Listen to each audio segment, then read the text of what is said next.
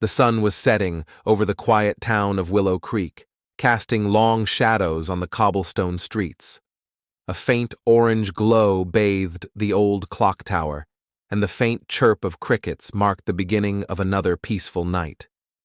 But for 4 childhood friends, Adam, Elias, Jonah, and Caleb, this evening was about to be anything but peaceful. Gathered in Adam's garage, the men huddled over a dusty, hand-drawn map Adam had discovered in his late uncle's attic. Adam's uncle, a history buff and amateur archaeologist, had always spoken of an underground tunnel network beneath Willow Creek, rumored to lead to a hidden treasure left by the town's founders. Most dismissed it as a myth, but for the group, it was the spark they needed to relive the adventures of their youth. "This map," Adam began, his voice low with excitement, "might be the key to proving Uncle Henry right. It shows a network of tunnels that starts beneath the old library. If this is accurate, there's something incredible waiting to be found." Elias, always the skeptic, crossed his arms. "Come on, Adam. Hidden tunnels and treasure? Sounds like one of your uncle's tall tales. But it would be cool if it's real." Jonah, the group's tech enthusiast, peered at the map. "These markings," he pointed to a faded symbol in the corner, "look like coordinates. If we can verify these points with some ground-penetrating radar, we'll know if there's something down there."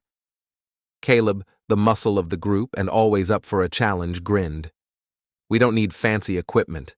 If there's a way into the tunnels, we'll find it. Let's go old school. Who's in?" The group exchanged glances.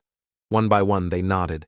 That night, armed with flashlights, a crowbar, ropes, and snacks, they made their way to the old library. The building had been abandoned for decades, its once grand facade now crumbling under years of neglect. Adam led the way, map in hand. "According to this, the entrance is in the basement," Adam whispered as they slipped through a broken window. The library's interior was eerie, with moonlight casting ghostly shadows across rows of empty bookshelves. Dust motes floated in the air, disturbed by their movement.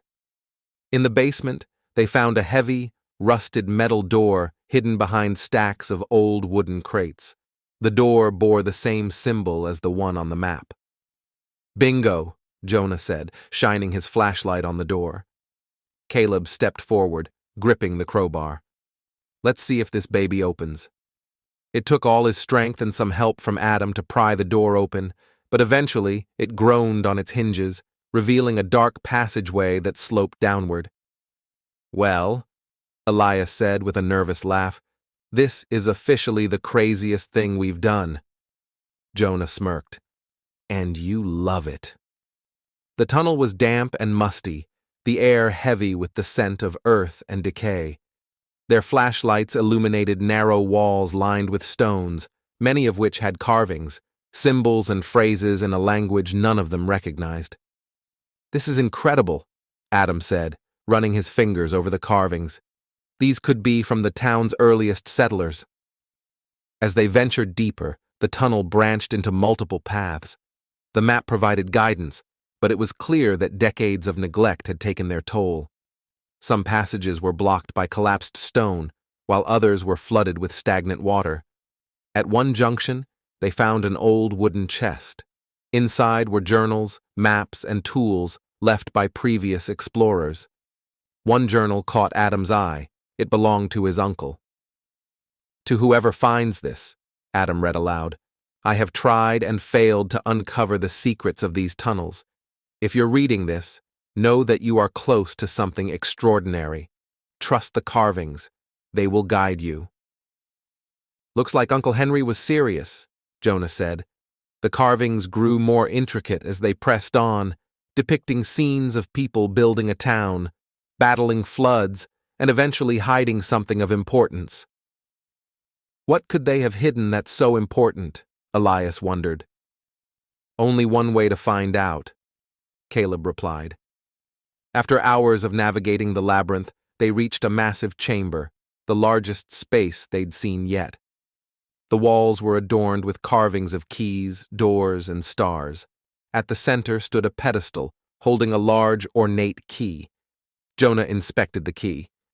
This must unlock something deeper inside the tunnels. As Adam picked up the key, the chamber began to rumble. Stones shifted, and a hidden passageway opened at the far end of the room. "That's not ominous at all," Elias muttered. Despite the growing tension, curiosity propelled them forward. The new passage was narrower and colder, the air almost suffocating. They soon reached a locked iron door with an inscription above it. "Only the worthy may pass." "What does that mean?" Caleb asked, gripping the key. "Maybe it's a puzzle," Jonah suggested. The door had a series of levers, each marked with different symbols. Using the carvings from earlier as a guide, they deciphered the correct sequence. When Caleb turned the final lever, the door creaked open, revealing a room filled with ancient artifacts. Gold coins, documents, and relics lay scattered across the chamber. In the center, a chest bore another inscription. "The greatest treasure lies not in gold, but in understanding." Adam opened the chest, revealing a collection of books, maps, and letters. They were records of Willow Creek's earliest days, detailing how the settlers had survived harsh winters, worked together to build the town, and created the tunnels to safeguard their legacy. "This isn't just treasure," Adam said. "It's history. It's who we are." Elias nodded. "This is worth more than any gold." Jonah took pictures of the artifacts and documents. "We need to share this with the town. People deserve to know." As they made their way back, their hearts were heavy with the weight of their discovery, but also light with the joy of knowing they'd uncovered something incredible. When they emerged from the library, the first rays of dawn were breaking over Willow Creek. The town, with its sleepy streets and familiar charm, seemed different now, more alive, more meaningful. "This was more than just an adventure," Caleb said. "It was a reminder of where we came from." Adam held up the key, the light glinting off its surface. "And a reminder that the best journeys are the ones we take together." The four friends walked into the morning, the bonds of their brotherhood stronger than ever. The town's secrets were no longer forgotten, and their legacy as the ones who uncovered them would live on. The small town of Bramblewood had always been known for its cobblestone streets, timeless charm, and the ancient clock tower that stood in its center. Built over 200 years ago, the clock tower's massive bronze clock had been crafted by a mysterious clockmaker named Elias Thatcher. Stories of his genius and the secrets he wove into his work were still whispered among the townsfolk. For Marcus, a young engineer obsessed with mechanics and history, the clock tower was an enigma he had dreamed of solving. His fascination began when he was a boy, listening to his grandfather tell stories about Thatcher's work, how the clock wasn't just a timekeeper but perhaps something far more significant.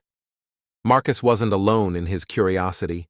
His best friends, Nathan, a historian, Ethan, a locksmith, and Caleb, a carpenter, shared his intrigue. Together, they formed an unlikely team of amateur explorers, united by a shared love of uncovering the past. One late afternoon, as the sun cast its golden hue on the tower, Marcus arrived at the foot of the structure, carrying a leather-bound journal. "Guys, you won't believe this," he said, his eyes gleaming with excitement. Nathan, lounging on a nearby bench with a sandwich, raised an eyebrow. "Found another obscure fact about Thatcher, didn't you?" Marcus nodded. "More than that. I found this in my grandfather's attic." He opened the journal, revealing pages filled with sketches of clock gears, cryptic symbols, and notes in a handwriting that was not his grandfather's. Ethan peered over Marcus's shoulder. "What's that symbol? Looks like an infinity loop." "Exactly," Marcus said. "It's Thatcher's signature. This journal belonged to him." Caleb, leaning against the clock tower, whistled. "And you think it's going to tell us what's inside this old hunk of metal?" "Not just what's inside," Marcus said. "It might tell us why Thatcher built it the way he did. There's a passage here about a hidden mechanism, something he called the legacy dial." Nathan sat up straighter. Wait, are you saying there's more to the clock than we've ever known? That's exactly what I'm saying, Marcus replied. And I think we can find it. Later that night, armed with flashlights, tools, and Marcus's journal, the group gathered inside the clock tower. Its interior was a maze of iron staircases, wooden beams, and intricate gears. The sound of ticking filled the air, rhythmic and almost hypnotic. Ethan studied the massive clock face from behind, his locksmith instincts kicking in. This isn't just a clock. These mechanisms are far too complex for just telling time. Thatcher was a genius, Marcus said, climbing a ladder to inspect the gears. He designed everything to be interconnected, like a giant puzzle. Nathan pointed to a section of the journal. It says here that the legacy dial is hidden behind the heart of time. What does that mean? The pendulum, Marcus said. The pendulum is the heart of any clock. The team made their way to the base of the clock, where the massive pendulum swung with deliberate precision. Behind it, they found a brass panel etched with more of Thatcher's cryptic symbols. Ethan knelt to examine it. This panel's locked. Looks like a 3-dial combination lock. Marcus handed him the journal. There's a sequence of numbers here. 12, 18, and 24. Try those. Ethan adjusted the dials, and with a soft click, the panel swung open, revealing a hidden compartment. Inside was a smaller, intricately crafted clock with 12 hands, each pointing to a different symbol. Beneath it was an inscription. To unlock the truth, align the stars. What stars? Caleb asked, scratching his head. Marcus flipped through the journal. Thatcher was obsessed with astronomy. These symbols must correspond to constellations. Nathan, the historian, nodded. I've seen these symbols in old star charts. If we can figure out the alignment, we might be able to activate whatever this thing is. It took hours of cross-referencing symbols with star charts, but finally, they aligned the hands to match the constellations Thatcher had encoded. As the last hand clicked into place, the smaller clock began to whir, and a hidden door within the clock tower's wall creaked open. The group exchanged nervous glances before stepping inside. The secret room was breathtaking. Its walls were lined with intricate carvings of gears, stars, and flowing rivers. In the center stood a pedestal holding a crystalline orb that seemed to glow faintly. Surrounding it were 4 chairs and a circular table, each etched with Thatcher's infinity loop symbol. What is this? Caleb whispered, his voice reverent. Nathan approached the orb, reading an inscription on the pedestal. The legacy of time is entrusted to those who seek truth and unity.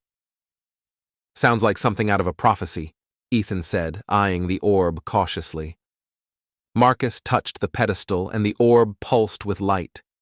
Suddenly, the carvings on the walls began to glow, revealing an intricate map of the stars and lines connecting them to form shapes, constellations, numbers, and mechanical designs. This isn't just a room, Marcus said, his voice trembling with awe. It's Thatcher's legacy, a map of how he saw the universe, connected through time and mechanics. For hours, the friends explored the room, deciphering its secrets. They found blueprints for inventions centuries ahead of their time, detailed astronomical observations, and philosophical writings about the nature of time. Thatcher wasn't just a clockmaker, Nathan said. He was a visionary. But as they delved deeper, they discovered a warning etched into the table. Time unbalanced can destroy all it touches. What does that mean? Caleb asked, frowning. Marcus sat down, staring at the glowing orb. Thatcher must have believed that time isn't just something we measure, it's something we interact with. If we misuse it, Ethan finished the thought, it could break. The room fell silent as the weight of their discovery sank in. Over the next few weeks, the group kept their findings secret while carefully studying the journal and the room. They realized that the legacy dial wasn't just a tool for understanding time, it was a mechanism for predicting the future based on the patterns of the past. One evening, Marcus gathered the group in the clock tower. "We need to decide what to do. This knowledge could change everything, but it could also be dangerous in the wrong hands." Nathan nodded. "If we share it, people might try to exploit it."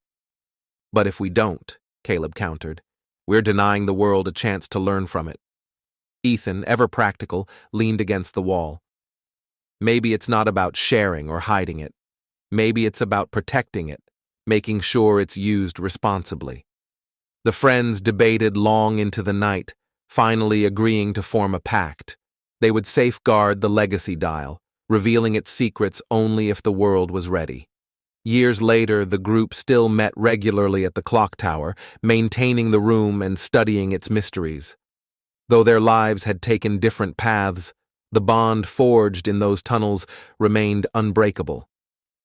And as the clock tower's hands continued to turn, the friends knew they were part of something far greater than themselves, a legacy that transcended time, entrusted to those who valued truth, unity, and the unyielding quest for understanding.